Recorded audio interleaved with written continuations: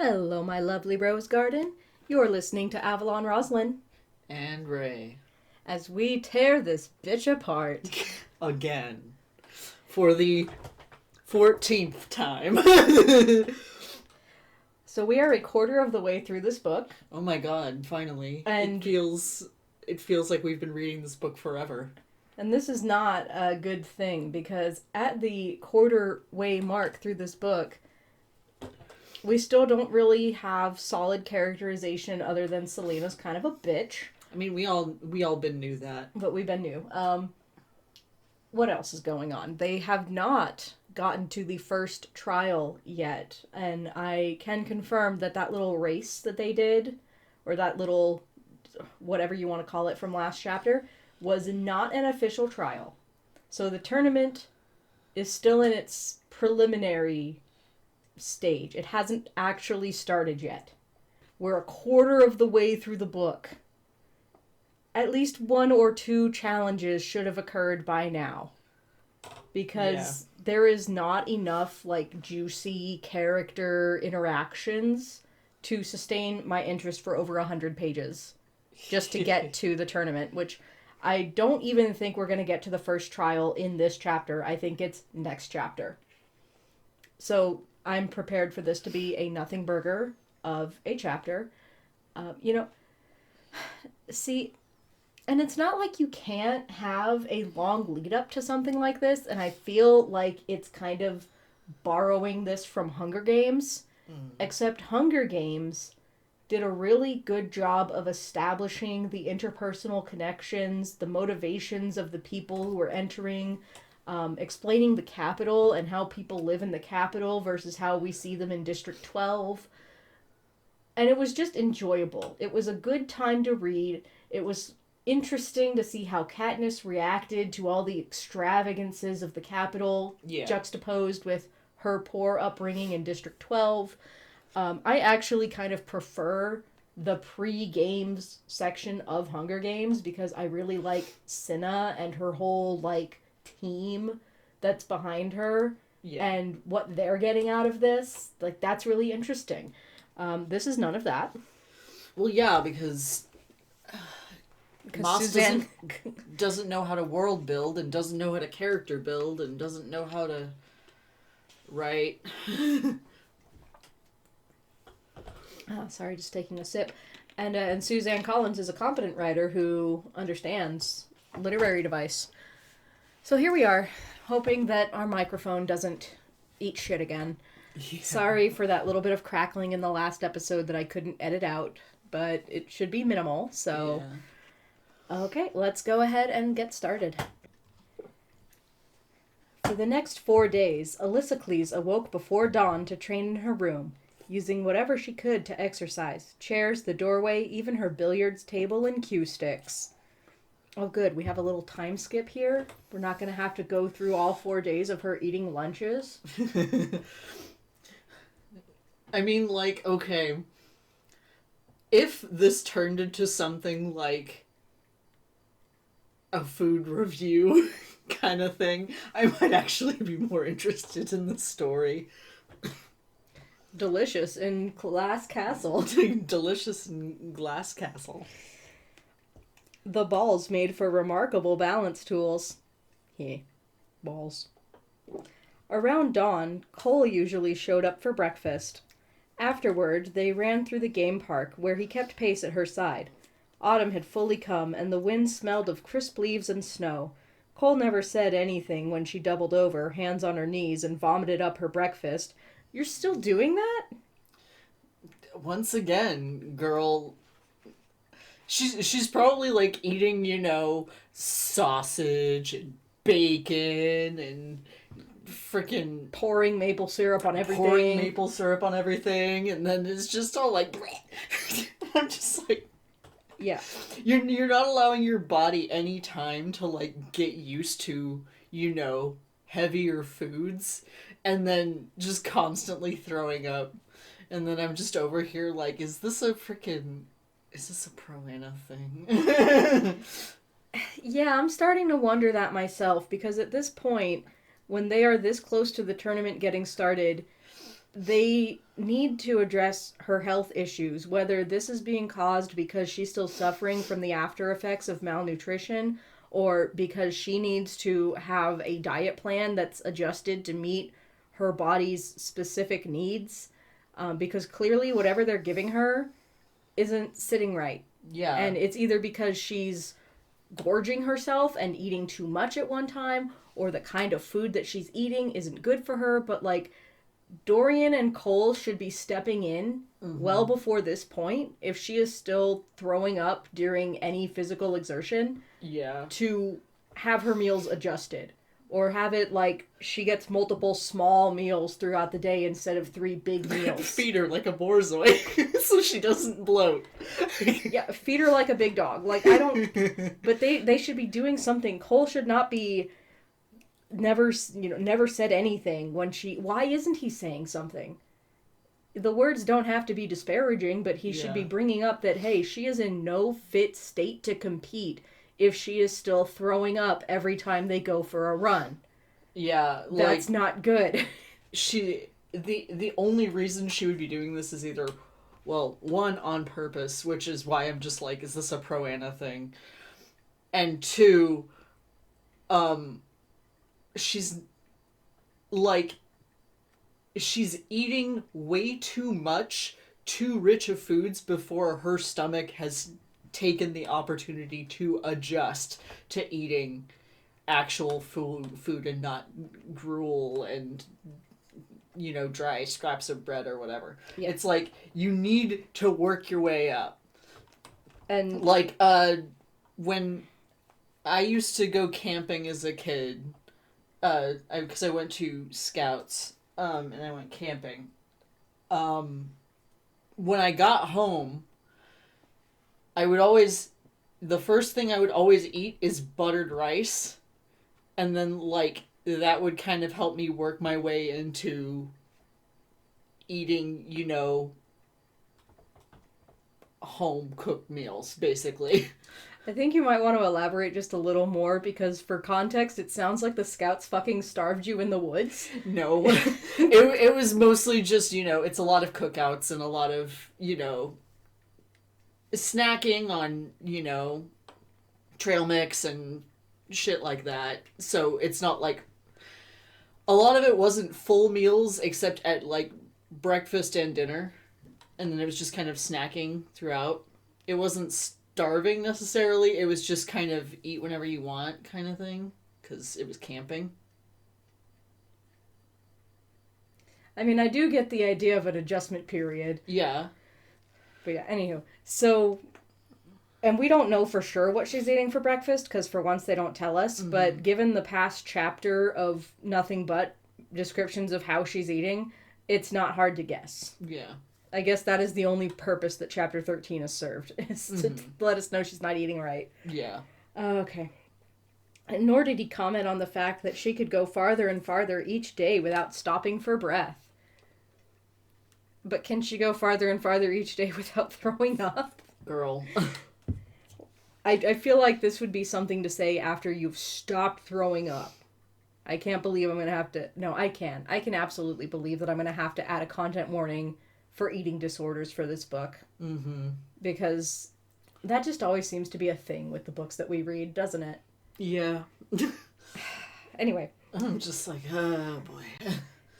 Once they'd finished their run, they trained in a private room far from her competitor's eyes, until, that is, she collapsed to the ground and cried that she was about to die of hunger and fatigue. Gosh, why would you be hungry? Could it be because... all up. And I'm just over here like, once again, is this a pro-Anna thing? Because this is the whole, binging and purging thing. And I'm just like... At lessons, the knives remained Elisicles' favorite, but the wooden staff became dear. Naturally, I bet the knives are Elisicles' favorite. Gotta stab Ulysses in the back. Once again, look up Elisicles on TikTok, you will not be disappointed. Naturally, it had to do with the fact that she could freely whack him and not chop off an arm. Since her initial meeting with Princess Nehemia, She hadn't seen or heard from the princess, not even chatter from the servants. Cole always came for lunch, and afterward she joined the other champions for a few more hours of training under Brullo's watchful eye. Most of their training was just to make sure they could actually use weapons, and of course she kept her head down through it all, doing enough to keep Brullo from critiquing her, but not enough to make him praise her the way he did Kane. Kane. How she loathed him. Brullo practically worshipped the man, and even the other champions nodded their respect when he passed by. No one bothered to comment on how perfect her form was. Was this how the other assassins at the Assassin's Keep had felt all those years she had spent hogging Arabin Hamel's attention? Holy shit, self-awareness? This might be the best chapter yet. Also, like, isn't the whole point to not stand out? That you don't want to stand out? God damn. I mean, she's still gonna, like, mentally complain about it, but at least she's actually doing the work of not standing out. Yeah. But I'm just over here, like... I'm just amazed that she actually had the reflection skills to be like, I used to be the favorite. I wonder if this made other people feel the way I feel now. Like, amazing. She's thinking about other people's feelings? Go, girl, give us one thing. But this will never come up again. This will, of course, immediately be disregarded for, like, the rest of the book. And that's the last time that's going to happen. Anyway. But here it was hard to focus when Kane was nearby, taunting and sneering, waiting for her to make one mistake. Hopefully he wouldn't distract her at the first elimination test. Brullo hadn't given them any indication what they might be tested for, and Cole was just as clueless.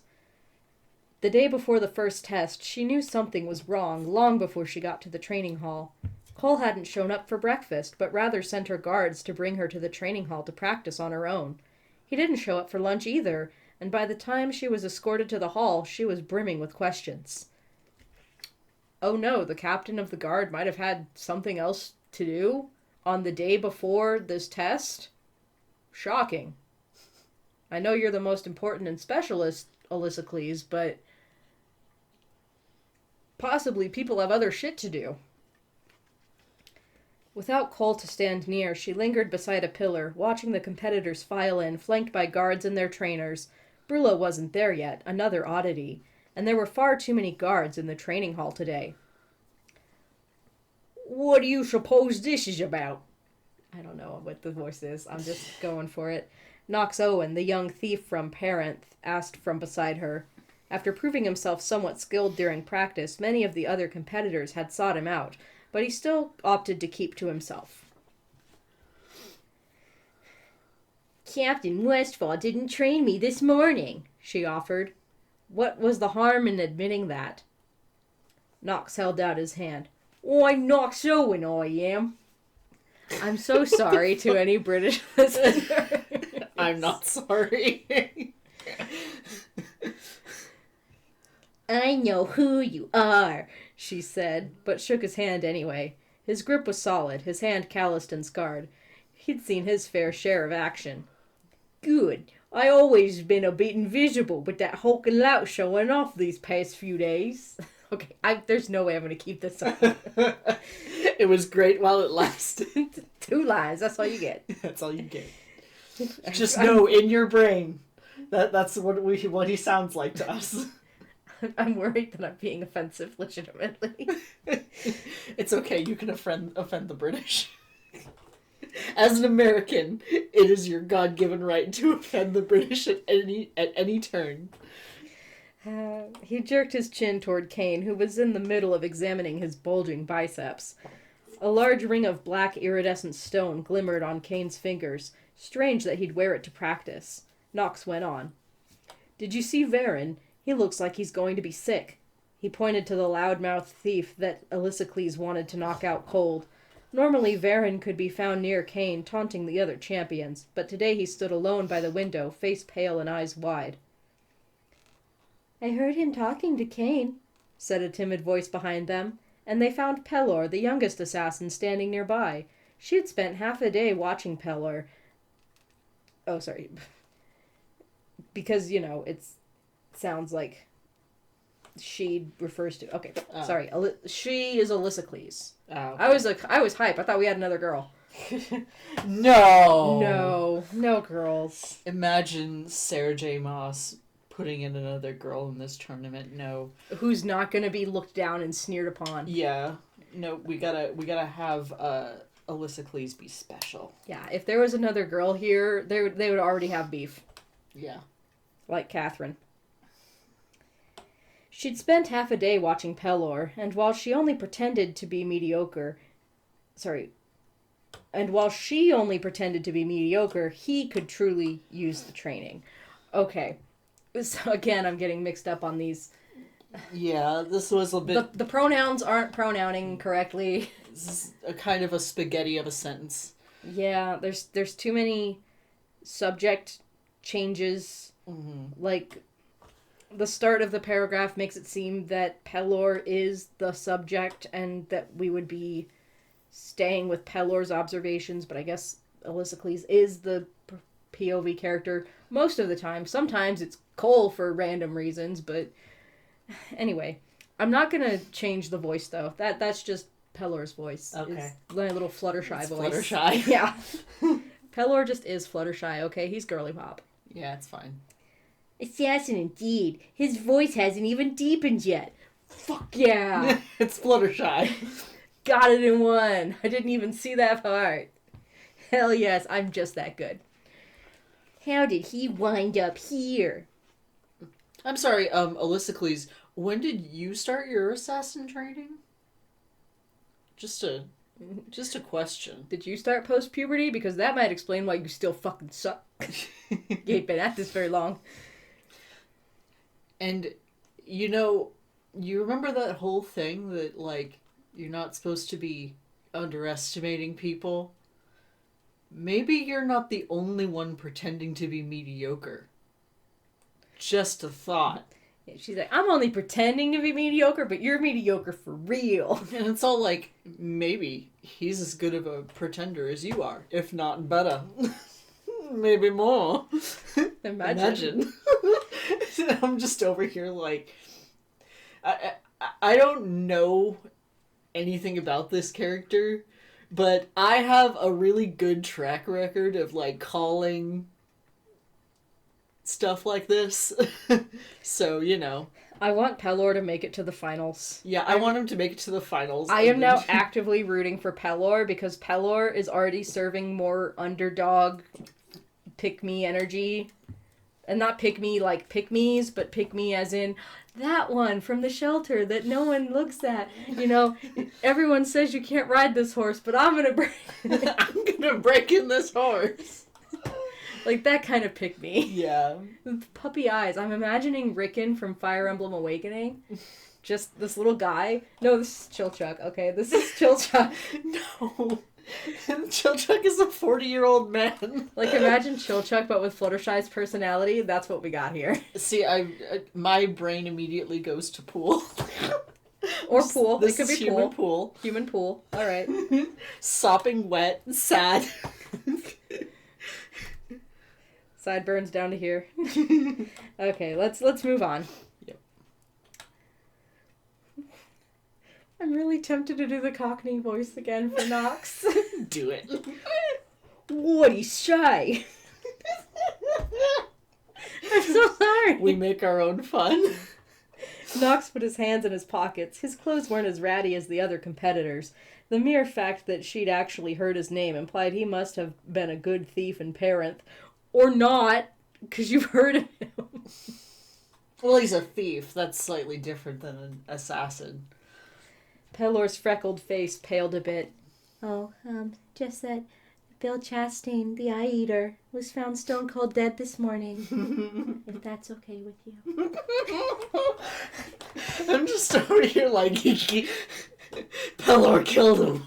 Then Pelor took his ass out. A champion was dead, and a notorious killer at that. How? She demanded. Leo. Pelor killed him. Pelor, please, take the credit. Say it was you. No. He never will.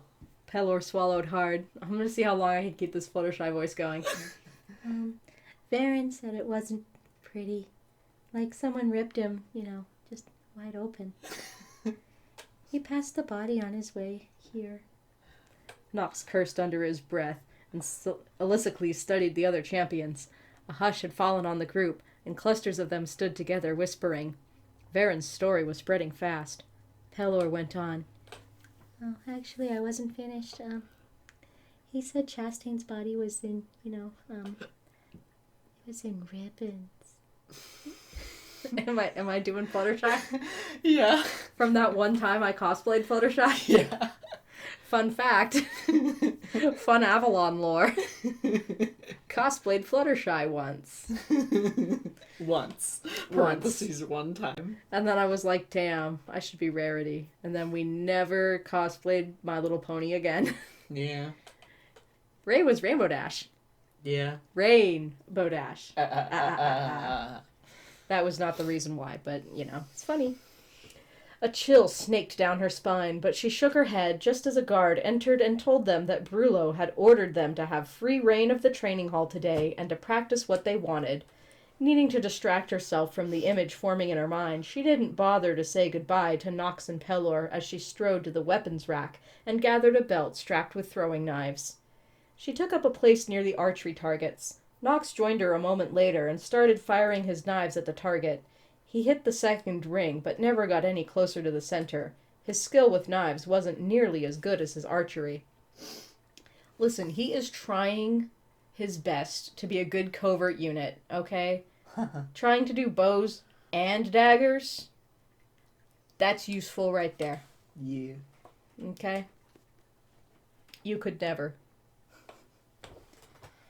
She drew a dagger from the belt. Who would have killed one of the champions so brutally?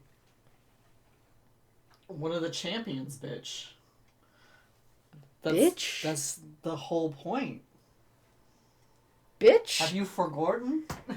She forgore. Goodness sakes. You're too stupid to live, Alexis. Get out of here, Alexis. And how had they gotten away with it if the body was in the hall? This castle was swarming with guards. A champion was dead just a day before their first test. Almost sounds like an assassin got him. Would this start a pattern? Pelor's gonna kill everybody. Don't look in Pelor's shed. Hey. Oh god, those animations are old. We're just dating ourselves at this point. Classic animations. Her focus narrowed to the small black dot in the center of the target. She steadied her breathing as she cocked her arm, letting her wrist go loose. The sound of the other champion... Is she,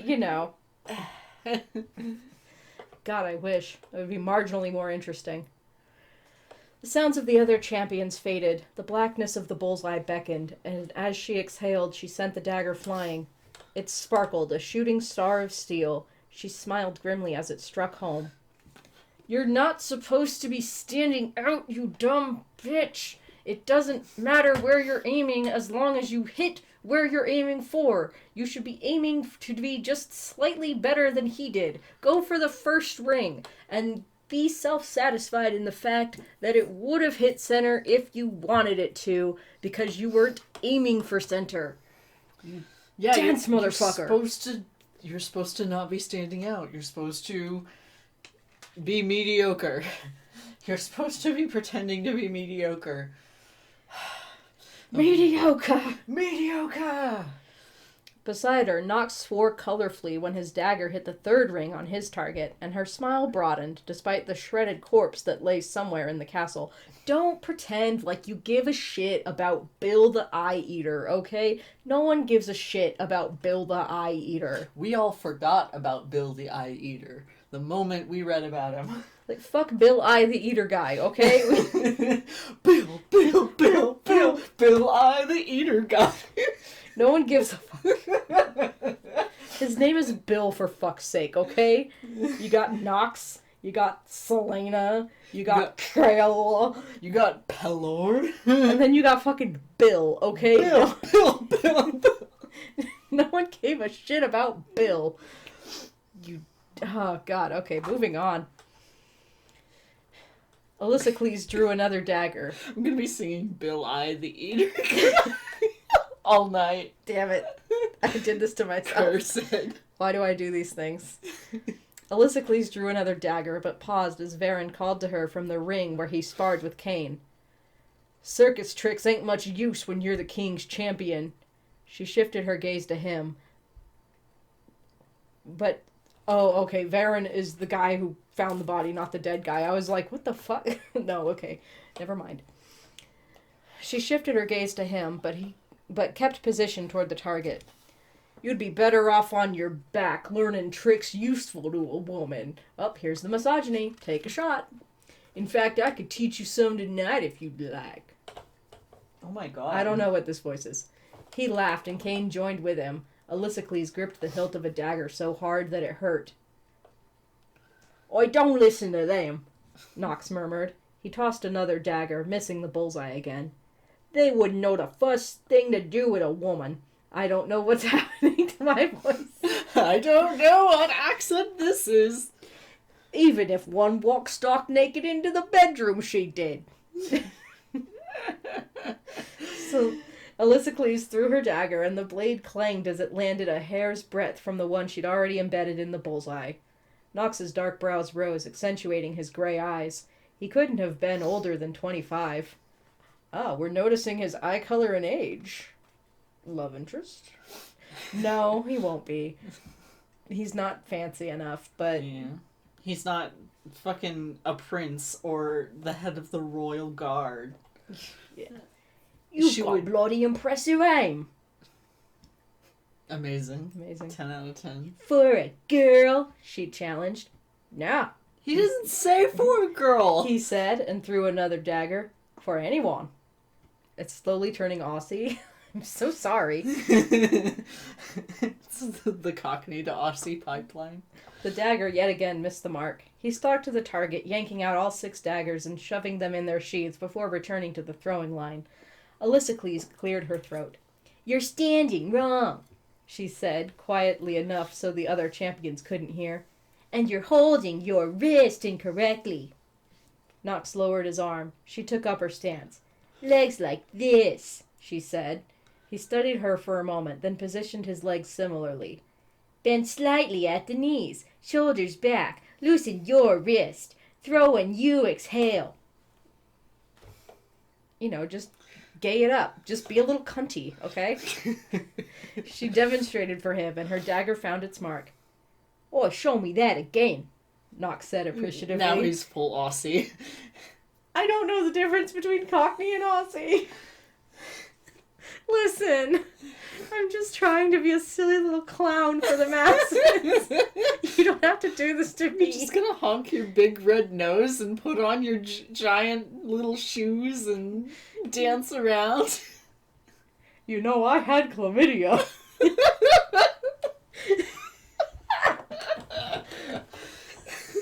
Pour one out for a Chuckles the Clown reference. Perfectly executed. And definitely not awkward to anyone who wouldn't understand that reference. That's all I am. All I have is silly voices and memes. I'm just a sad little guy. Apparently. No. Had. Past tense. Treated. Treated. Actually, I don't know. Does Chuckles the Clown still have chlamydia? Did he lie about having chlamydia? I think he went on an apology tour once. I don't fucking know. You tell me, fans of Chuckles the Clown. Chuckleheads, sound off in the comments section.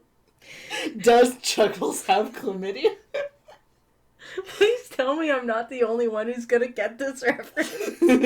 Please tell me other people have seen the silly D&D Chuckles the Clown video. I mean, given how, apropos of nothing, one of my friends from the Philippines sent me a Chuckles the Clown compilation. Oh, thank God. Assumedly, this is, like, very popular. Thank the gods. Okay. Or at least popular within the circles of, like, silly little nerds that we tend to befriend. I'm just a silly little guy. Just a silly little guy. Just a bean. Okay. She did so and struck the target. Then she threw with her left hand and fought her whoop of triumph as the blade sank into the handle of another dagger. Nox focused on the target as he brought up his arm. Well, you put me right to shame. Oh god, I hear it now. That is so awesome. Damn it. Damn it. He said, laughing under his breath as he lifted his dagger higher. You know, I kind of like Nox, though, so you know, he'll just be Bandit from now on. He's Bandit. He's Bandit now. Keep your wrist even looser, was her reply. It's all about how you snap it. You gotta crack your fan. Crack, crack, crack, crack, crack, crack. Everybody! Nox obeyed, and as he exhaled a long breath, his dagger flew. It didn't hit the bullseye, but it came within the inner circle. His brows rose. That's a bit of an improvement. Tell you that for free. I'm so terrible. Like, I know all of these accents are awful. I'm gonna listen back and cringe so hard. Don't worry about it. I'm just trying to entertain, for the moment, Ray, and then hoping that entertains the audience as well. Listen, I'm a simple man. A silly little voice will entertain me. Just a bit, she said, and held her ground as he gathered their knives from the two targets and handed hers back. She sheathed them in her belt. You're from Paranth, right? She asked. Though she'd never been to Paranth, Terrasen's second largest city. Why the fuck have you never been there, then, if you're the princess, I'm assuming? I'm assuming you're the princess of Terrasen, and that the second largest city would be a place you'd go. The mention of her homeland still spiked a bolt of fear and guilt. It had been 10 years since the royal family had been butchered, 10 years since the king of Aderlin had marched his army in, 10 years since Terrasen met its doom with bowed heads and silence. She shouldn't have mentioned it. She didn't know why she mentioned it, actually. She schooled her features into polite interest as Nox nodded. Yeah, it's my first time out of Paranth, actually. You said you were from heaven, didn't you? My father is a merchant, she lied. What does he think about a daughter who steals juice for a living? She conceded a smile and hurled a knife into the target. He won't be inviting me home for a while, that's for certain. You're in good hands, though. You've got the best trainer out of anyone. I've seen you two running at dawn. I have to beg mine to put down the bottle and let me train outside of lessons. He inclined his head toward his trainer, who sat against the wall, the hood of his cape over his eyes. Sleeping yet again. The captain of the guard is a pain in my ass at times, she said, chucking another knife. But you're right, he's the best. Nox was quiet for a moment before he said, Next time we pair off for lessons, find me, will you? Why? She reached for another dagger, but found she'd depleted her stock again. Nox threw another dagger, and it hit the bullseye this time. 'Cause my gold's on you winning the whole damn thing. She smiled a little. Let's hope you won't be eliminated at the test tomorrow. She scanned the training hall for any sign of the challenge to come the following morning, but found nothing out of the ordinary. The other competitors remained mostly quiet, save for Kane and Varen, and many of them were pale as snow. And let's hope neither of us winds up like the Eye-Eater, she added, and meant it. God, I wish the chapter was ending here. Please. This would actually be a good place to stop the chapter. But no. At least I don't have to continue trying to do a Cockney to Aussie accent. I'm so sorry. It's fine. I hope I was doing a decent job. Please console me in the comments. I'm very fragile. I'm just a little guy. I'm just a little guy. Just a little guy. Just a little baby. I'm just a little birthday boy. And if you want to be a birthday boy, you should join our Patreon. What the fuck? But do join the Patreon, because you can get access to our Discord server, early chapters of Throne of Glass, as well as all of our other videos, and new book coming out soon. So if you pledge $10 or more, your name will be in the acknowledgements page of the next book that comes out. How rad is that? Ooh, ah. it's some good shit. Yeah. So...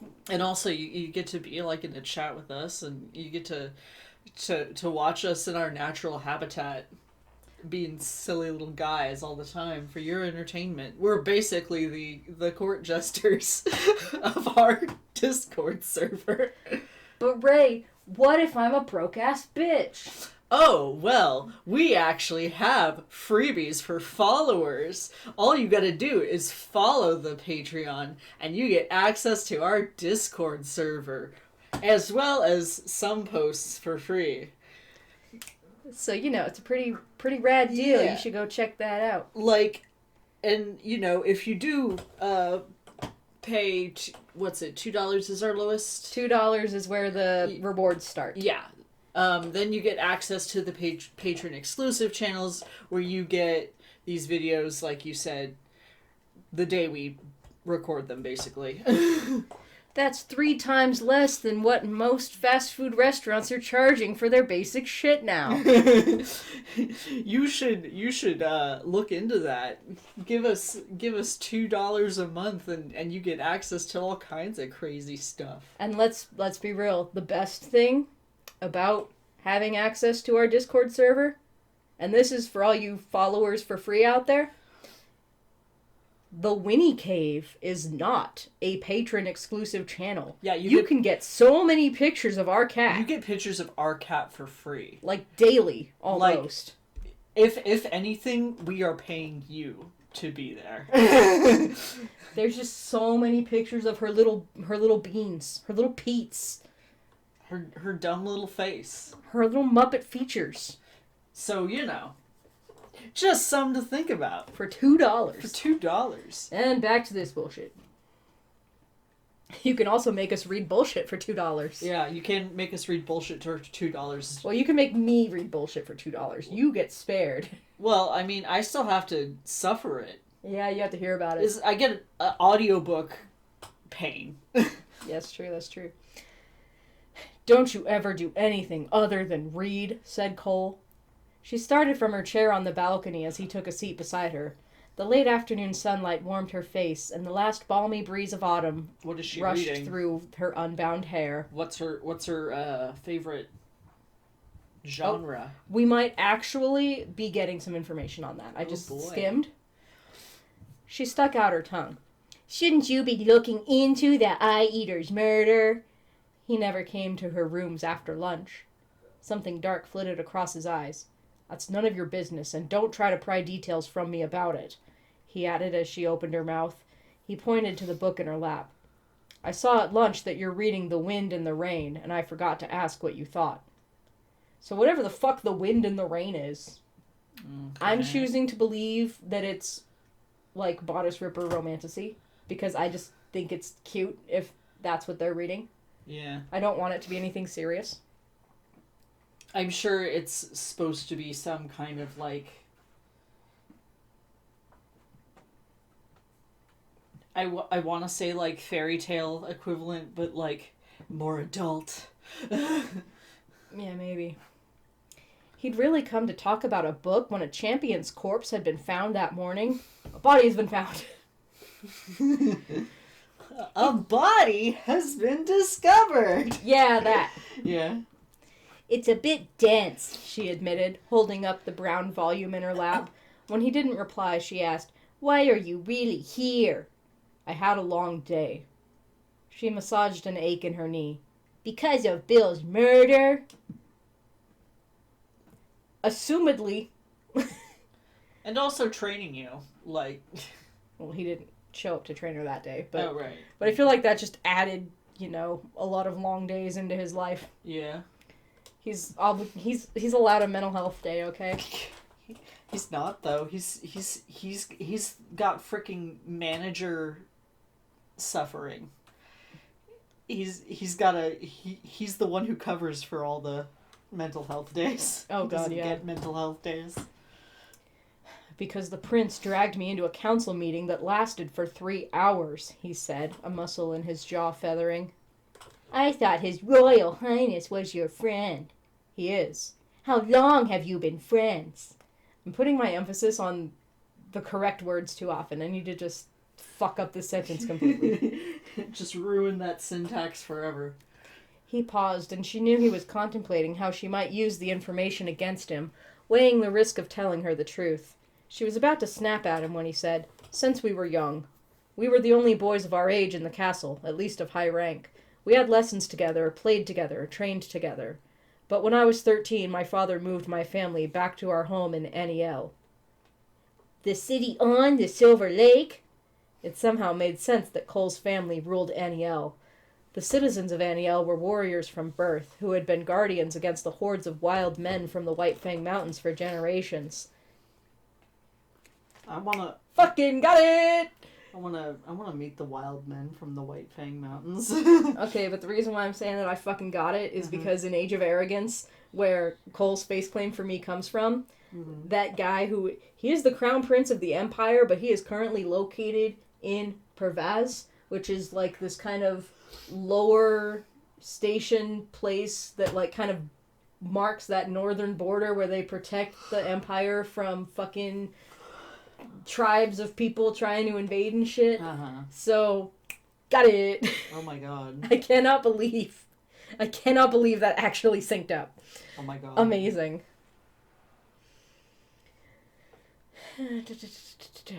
Thankfully, things had gotten a little easier for the warriors of Aniel in the past 10 years. The White Fang Mountain Men had been one of the first peoples to be put down by Aderlin's conquering armies, and very rarely did their rebels make it to slavery. She'd heard tales of the mountain men killing their wives and children, then themselves, rather than be taken by Aderlin. The thought of Cole going up against hundreds of them, against men built like Cain, made her a little sick. "Yes," Cole said, fiddling with the long hunting knife at his side. "I was slotted to join the royal council like my father. He wanted me to spend some time among my own people and learn whatever it is councilmen learn. He said that with the king's army now in the mountains, we could move our interests from fighting the mountain folk to politics." His golden eyes were distant. But I missed Rifthold. "So you ran your way?" She marveled that he was volunteering this much. Hadn't he refused to tell her almost anything about himself while traveling from Endovier? Yeah, this is a lot of information. Yeah. All she asked was, "How long have you known the prince?" We gotta have him let up at some point. Because otherwise, it would suddenly be too sudden when he's in love with her. Even though it will literally never be, not sudden enough. Yeah, even though this is a zero match. Yeah. Okay. "Run away," Cole chuckled. "No, Dorian convinced the captain of the guard to take me as his apprentice with the help of Brullo. My father refused, so I abdicated my title as Lord of Aniel to my brother and left the next day." The captain's silence suggested what he could not say, that his father hadn't objected. What of his mother? He loosed a long breath. "What about you, then?" Well, see, I didn't get any of that out of what he said. What? His father did object. That's why he had to abdicate his title. Yeah. I don't know. What? His father hadn't objected. Hadn't objected to him passing off his title? I don't know. Why would he object to that? He has another son. And captain of the guard is no shitty position. Yeah. Especially if they come from a citizenry and culture that prides warlike qualities such as fighting. It would make sense to send your oldest son to be captain of the guard, and your youngest son is then on the council. That's 2 of your sons now in high positions of power. Yeah. I don't know. This is a winning situation. Like, I don't know much about medieval politics, but if one of my kids medieval, was like... it's like Victorian. Yeah, whatever the fuck time period this is supposed to be. Because they're talking about, like, lords and shit, so there's some sense of feudalism going on here. Yeah. Well, I mean, there's still lords. Oh, yeah, I suppose. I don't know 100% of things. I'm not the smartest person on this planet, and there's lots I don't know. But what I do know is that having 2 of my kids be in close with the royal family sounds better than having 1 of my kids be in with the royal family. Yeah, I don't know. It just sounds like drama for the sake of adding drama, I guess. Anyway, she crossed her arms. I thought you didn't want to know anything about me. There was a ghost of a smile on his face. Oh, he's haunted. That smile's dead as fuck. As he watched the sky melt into a smear of tangerine. What do your parents make of their daughter being Adolin's assassin? My parents are dead. I feel like you should have been able to guess that one, Cole. My parents are dead. It's just like the Batman slapping Robin meme. Like, Cole, you walked into that one. Come on now, Cole. Where's that brain cell? Come on. Where's the brain cell? You had it. You had it for a long time. Where'd you drop it? They died when I was 8. So you... Her heart thundered in her chest. I was born in Terrasen. Then I became an assassin. Then I went to Endovier, and now I'm here. And that's it. Silence fell. Then he asked, where'd you get that scar on your right hand? Are you fucking ready? Are you fucking ready? No. Are you ready to go? Are you ready for the most bullshit thing I've ever seen? Are you ready for when the first time I was reading this and I read this and then I thought, Ray needs to know about this bullshit. This is it. Here we go. That's like ancient channel lore. It was the first video that really got numbers on my channel. Yeah. Because Ray needed to know about this in particular. Fuck my life. Here we go. When I was 12, Arabin Hamel. Are we ever going to just call him one name? Do we have to say Arabin Hamel every single time? I don't know. Decided I wasn't nearly as skilled at swordplay with my left hand, so he gave me a choice. Either he could break my right hand, or I could do it myself. Am I murdering the syntax good? Yeah. The phantom memory of that blinding pain lanced through her hand. That night I put my hand against a door frame and slammed the door shut on it. I split my hand wide open and broke 2 bones. It took months to heal, months during which I could only use my left hand. She gave him a vicious smile. I bet Brulo never did that to you. I'm just going to finish because we're almost done with the chapter and then we can go off. No, he said quietly. No, he didn't. He cleared his throat and stood. The first test is tomorrow. Are you ready? Of course, she lied. He remained standing there for a moment longer, studying her. I'll see you tomorrow morning, he said, and left. In the silence that followed in his wake, she contemplated his story, the paths that had made them so different, but so similar. Bitch, where? She wrapped her arms around herself, a cold wind picking up the skirts of her dress and blowing them behind her. Okay, here we go. Ray's walking. Ray's pacing. Okay, so those that remember my rant on this bullshit early on in our first channel. Okay, so some lore. That also applies to Avalon now, but it was only me at the time. It has expanded. It has expanded. So, I have been in a, let's say, an accident that involved hand trauma. Specifically, some bones in my hand getting... Just real fucked. Real fucked, yeah. So, it caused permanent nerve damage, which would definitely also happen if you slammed your hand, like, in a door multiple times over and over to the point where it's scarred, you know. So, my question is, how in the fuck do people continue to think that, oh, you know, if a bone grows repairs itself, it comes back stronger. It does not. That is a lie. I have titanium in my hand now, and it is still not as strong as it was before my accident. So, basically what I'm saying is, like, this guy was all like, just break your hand for the lulz. It's only gonna make you a worse assassin, but, you know, just break your hand, just do it, LOL.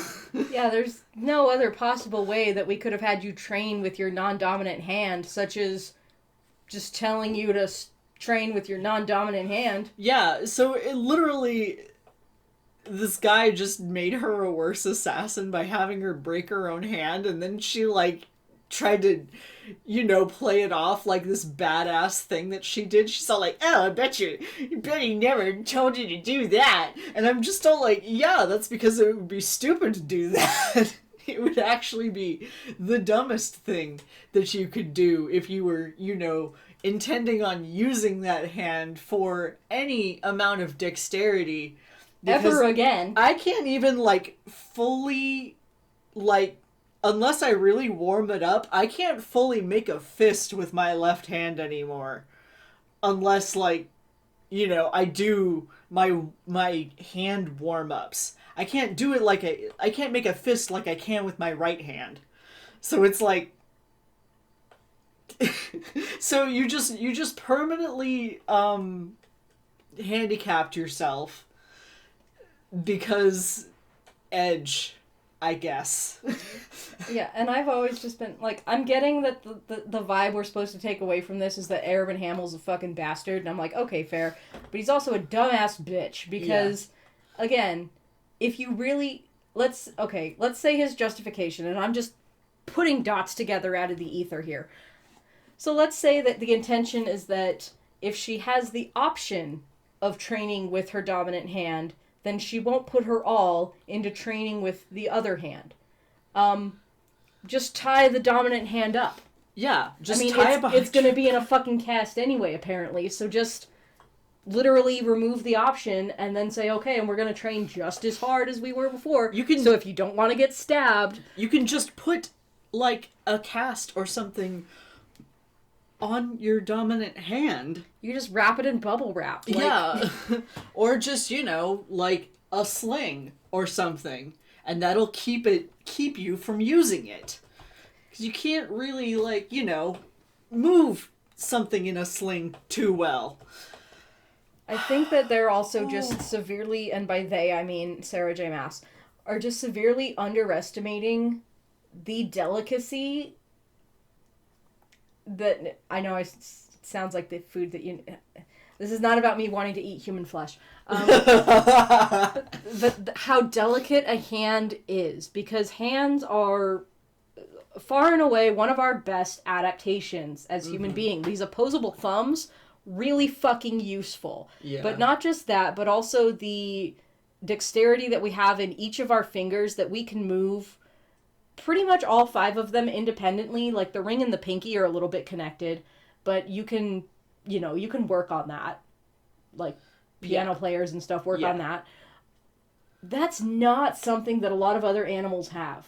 The ability to move their fingers independently of one another and lift with just a finger. Like, you can lift a decent amount of weight with just one finger compared to a lot of other species. Mm-hmm. Hands are really fucking important to the human race. And you don't want to break one, basically. They severely underestimate how many bones are in the hand.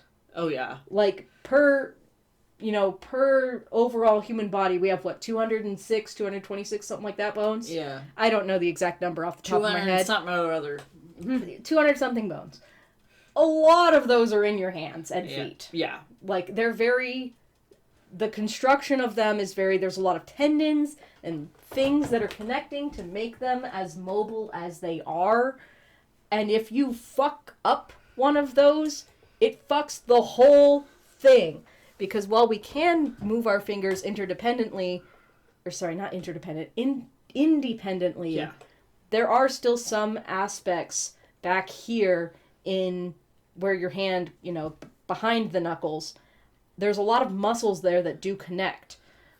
So let's talk about my accident now, because my accident was not on the finger.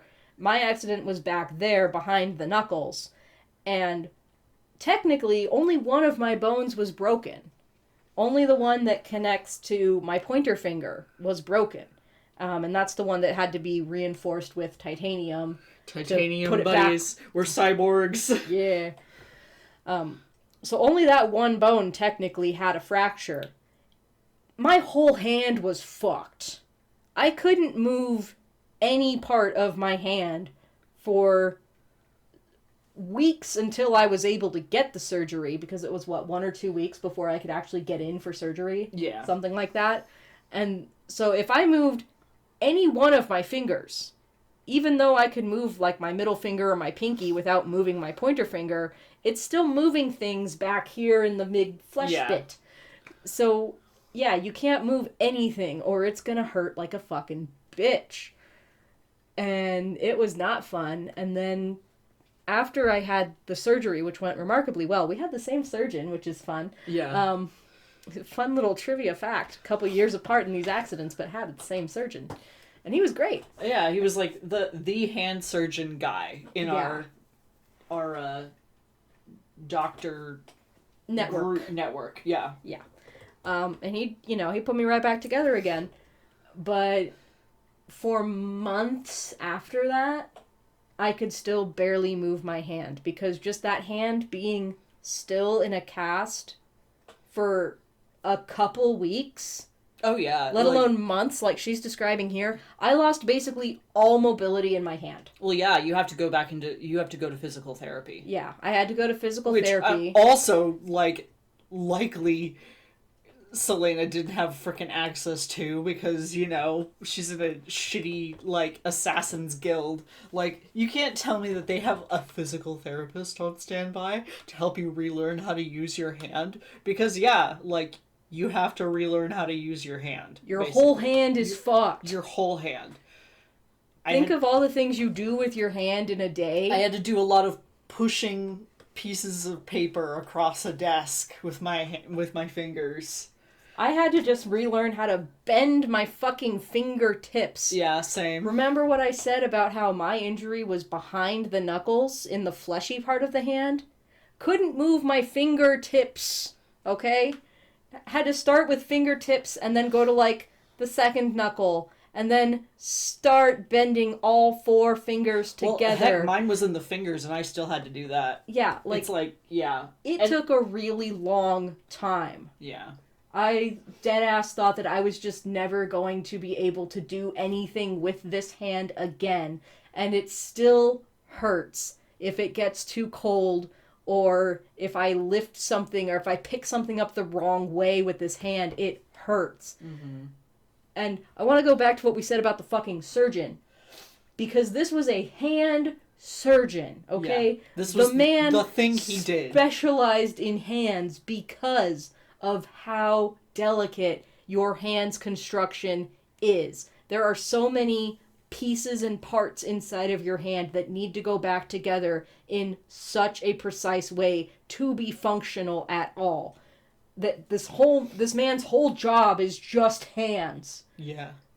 So tell me fucking who put Selena's hand back together and then also went through physical therapy when the man in charge of this operation told her to break her fucking hand on purpose rather than just, tie it behind her back, as cliche as that would have been.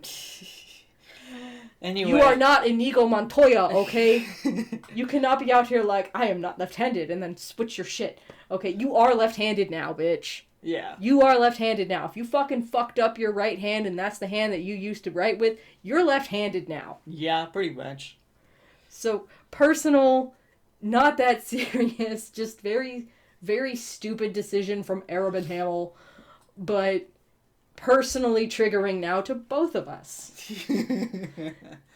And we will rant and shit and bitch about it as much as we want, because owie. And to note for people who are in the Patreon Discord, This is the scene that I hate the most. That is the stupidest fucking scene.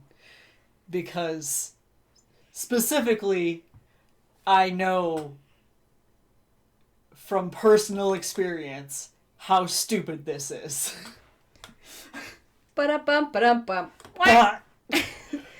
There's yet a stupider scene coming for me. Yeah, I mean, I know the other stupid scene you're thinking about, but this one takes the cake for me specifically because of my own personal experience. Yeah, no. This is just complete ass.